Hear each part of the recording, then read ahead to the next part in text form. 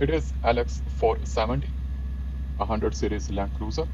One of its headlight is not working since yesterday. There can be different reasons of a dysfunctional headlight, but the most common one is a burned out lamp or bulb.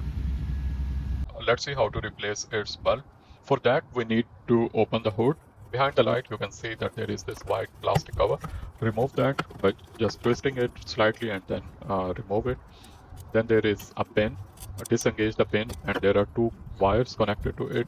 Remove both wires, and then you can remove the bulb. This is the new bulb. Place it at the right position.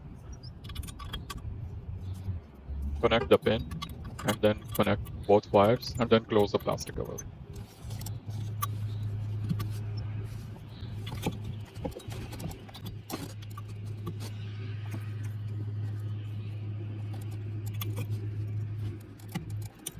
Although only one of its headlight is dysfunctional, but it is better to replace both of them when you are replacing either of them.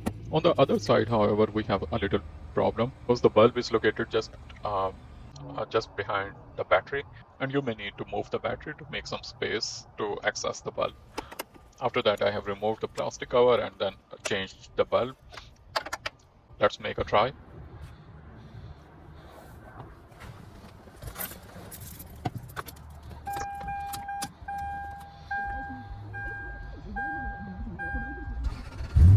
And here you go.